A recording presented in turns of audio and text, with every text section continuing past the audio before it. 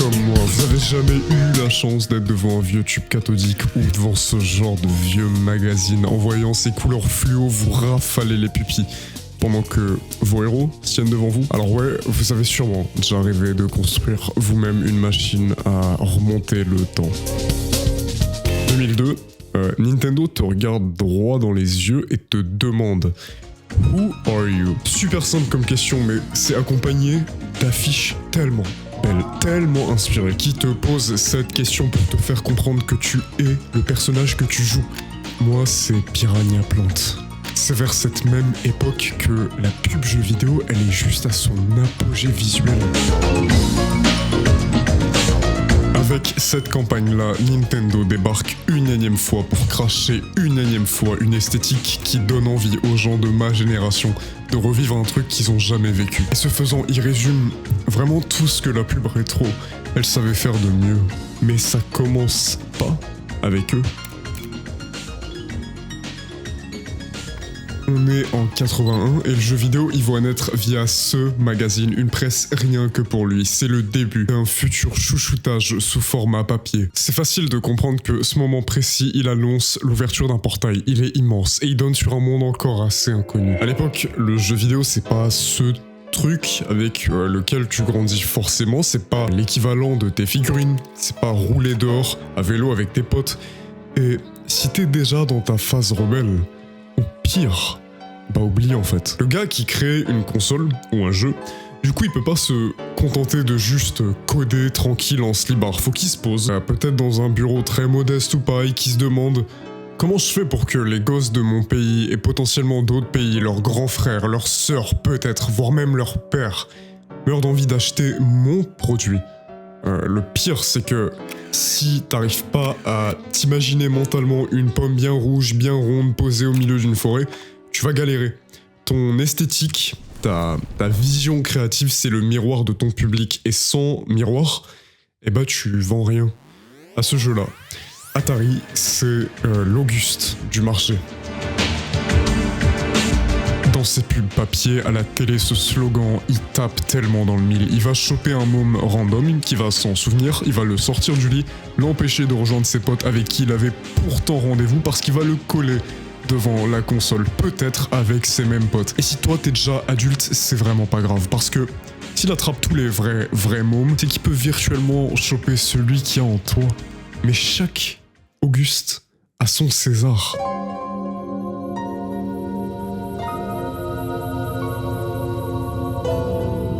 Atari va se fracasser les rotules, ça on l'a déjà très bien expliqué avant moi. Le marché des consoles devient un désert, un vrai. Y a plus rien qui pousse, tout y meurt. Mais arrive Nintendo aux États-Unis.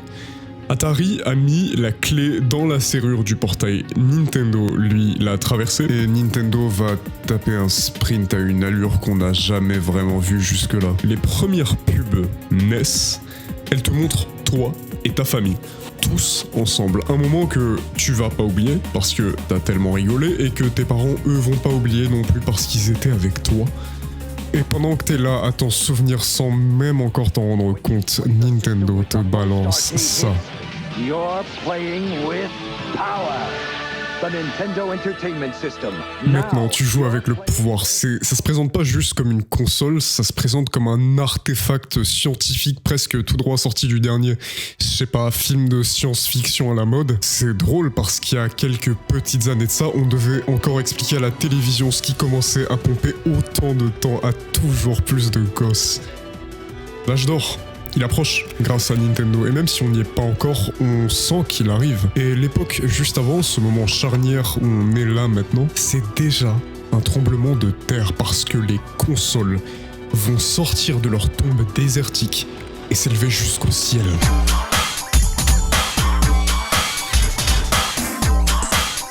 L'explosion, elle fait sauter plus que de simples chiffres un peu abstraits, elle fait sauter des crânes. T'as des types passionnés qui pigent d'un coup, qui peuvent faire de leur rêve de gosse un métier. Un vrai, un truc d'artiste payé en plus. Et pendant que Nintendo trône encore fièrement, il y a une ombre qui grandit derrière. Ce qu'on peut appeler un rival.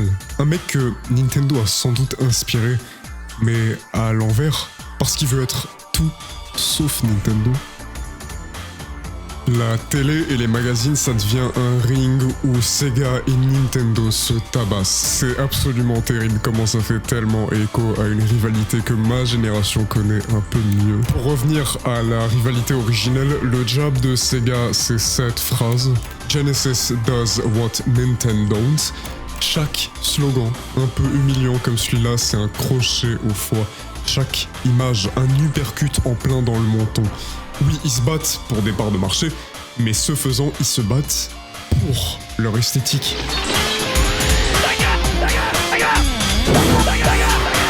Les gens qui crient Sega, c'est pas juste un petit gimmick sonore, c'est une part entière de l'âme du studio.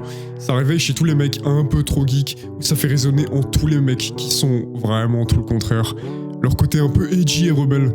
Comme la console s'oppose à la norme, eux font la même chose.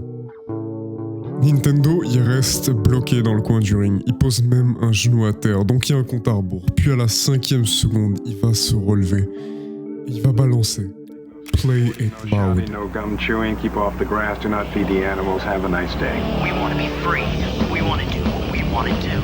We want to have a good time. And that's what we're gonna do. En regardant la gueule qu'a la marque aujourd'hui ou même encore il y a à peine 15 ans, est-ce que l'un d'entre vous qui a jamais vu cette pub aurait pu deviner qu'elle était pour Nintendo?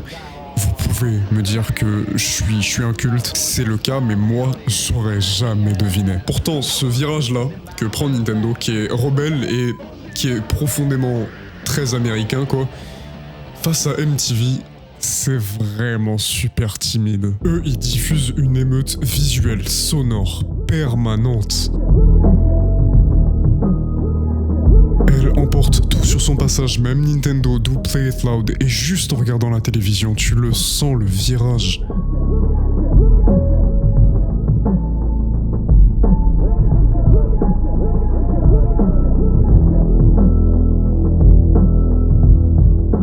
Cette pub pour un jeu Wario, elle l'illustre tellement bien. Elle est exceptionnelle parce qu'elle crie juste la vie en fait.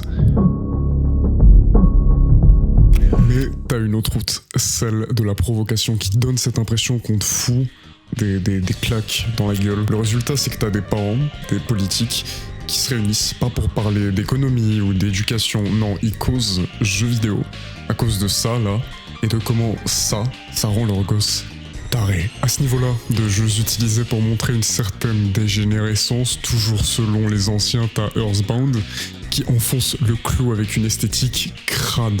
Mortal Kombat, lui, c'est très connu, il y va sans frein, jusqu'à pousser des parents à juste ouvrir machinalement la bouche en voyant Sub-Zero déglinguer Scorpion parce que, évidemment, Sub-Zero est plus cool que Scorpion. Et pendant qu'ils digèrent ça, les magazines, eux, ils lâchent la sauce. En voyant tout ça, là, je sais pas vous, mais moi, j'entends la terre entière maintenant qui se fissure à la fin des années 90, début 2000.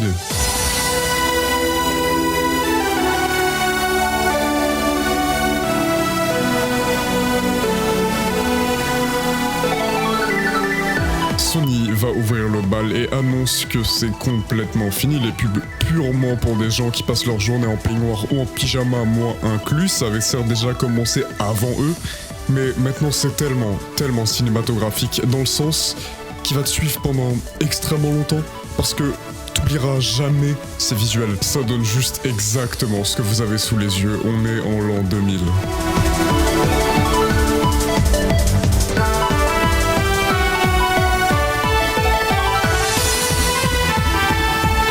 Cette daube.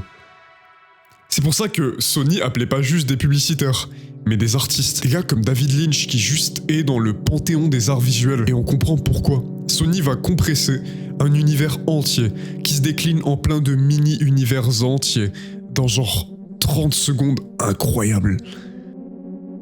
PlayStation Underground, le magazine officiel, il te met face à une vibe mi-industrielle, mi-futuriste. Ça te fait remarquer que c'est pas juste une console à laquelle tu joues, c'est une console avant tout à laquelle tu t'identifies. Et tout ça, vraiment, c'est le miroir dont je vous ai parlé au tout début. Pendant ce temps, la Dreamcast, elle arrive parfois assez étrangement à être encore plus onirique que Sony. On dirait vraiment des pubs, comme des rêves sous kétamine.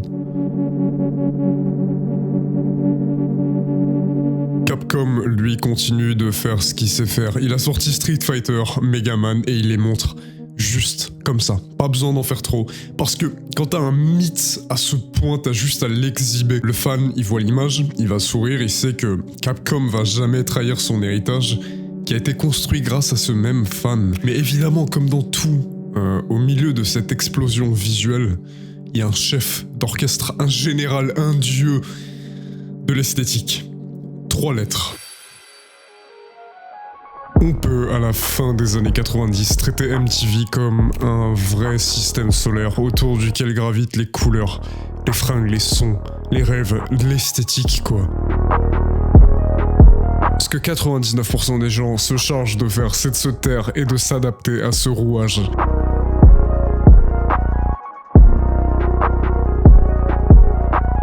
Les pubs de jeux vidéo, elles sont aussi un peu soumises. La vérité, c'est que j'ai pas besoin de mots, juste regardez-moi ces merveilles.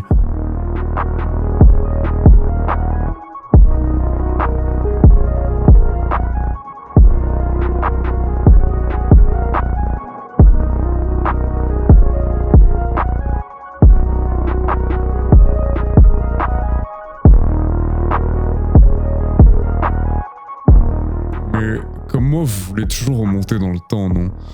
Tout ce que vous venez d'avoir sous les yeux, ça s'est presque éteint d'un jour à l'autre parce que le papier s'est fait remplacer. Doucement, mais en même temps, tellement rapidement. C'est terriblement cliché, mais il l'a été par ce démon ou cet ange du 21e siècle.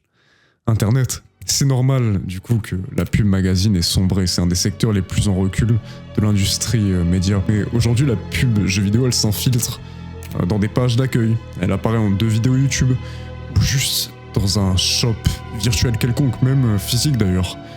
Ça a disparu pour laisser place à du branding aseptisé, des messages qui sont aussi calibrés mais tellement pas dans le bon sens. La flamme créative, ce chaos visuel qui était un joyeux bordel, qui définissait tellement l'esthétique rétro, ouais, ça manque. Mais vous le savez que vous n'avez pas besoin d'une machine à remonter le temps. Parce que si vous ressentez ce manque, cette nostalgie, cette envie de quelque chose de plus vivant, c'est que forcément quelque part sur Terre, quelqu'un d'autre la ressent aussi. Et cette personne, si vous le faites pas, peut décider d'y répondre. C'est comme ça qu'on va émerger des passionnés, des indépendants comme UK UPM, Bitmap Books, tous ceux qui refusent de laisser cette esthétique disparaître. Puis voilà quelques autres créations d'indépendants que je crédite si j'arrive à retrouver qui est derrière. Elles sont, mais j'adore, c'est trop bien. Et pour le plaisir, je vous en remets quelques-unes que je vous ai pas montrées qui ne sont pas d'indépendants.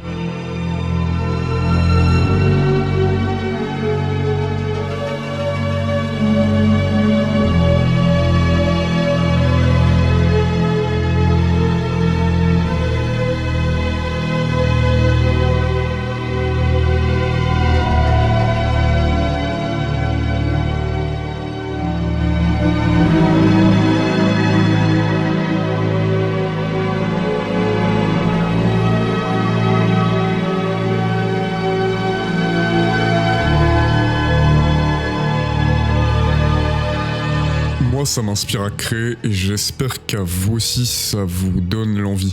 Jamais dans l'histoire on a eu autant d'outils pour s'échapper, j'ai envie de dire, de notre condition. Moi en tout cas, je le fais en créant.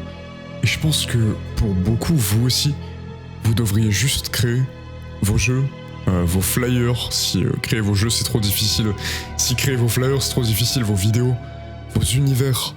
Internet c'est parfois un démon, oui c'est cliché, mais c'est aussi un ange. Parce que tout ce que vous pouvez faire dessus, et gratuitement en plus, c'est fou.